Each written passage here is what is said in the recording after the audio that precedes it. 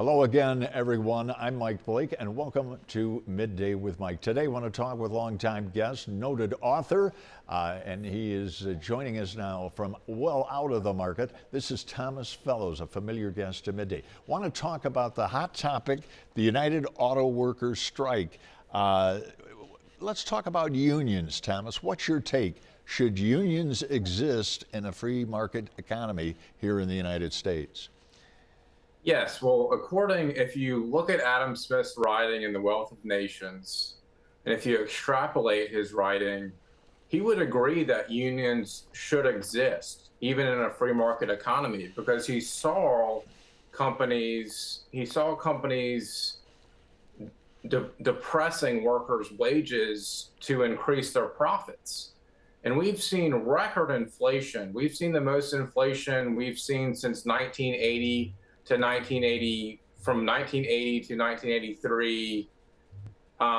And so we've got to protect these workers. In the last 3 years, we've seen 6.8% inflation. In 2019, we saw 1.2% inflation. So we've seen 5.3 inflation over the last 4 years compared to from 1987 to 2019, we saw 3.8% inflation. So that's why these wages have had to increase. Right, and while union workers will tell us, hey, we need to make more money, CEOs are very well paid.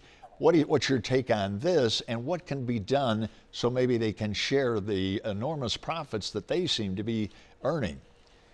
Well, Mary Barra made $29 million last year. The average, and she's the CEO of GM, the average worker of GM made only 80,000. So that's 362 to 1 for the average worker. Now, Carlos Tavares made 24.8 million last year compared to 68,000 for the average worker. That's 362 to 1. Why these CEOs are making so much money is the board of directors is making so much money. They're making literally over $300,000 a year.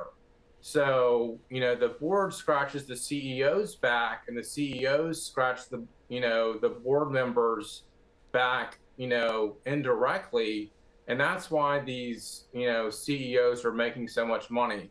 Now, what companies could do is companies could implement profit sharing or gain sharing. Profit sharing is like it sounds. It's where you share the profits with the workers, and gain sharing measures productivity. So if the company is more productive, the worker makes that additional money.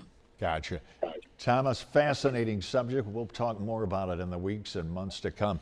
Thomas Fellows, again, Thomas, as always, thanks for your expertise.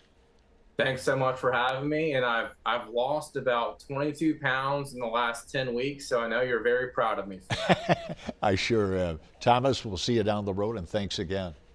Thank you.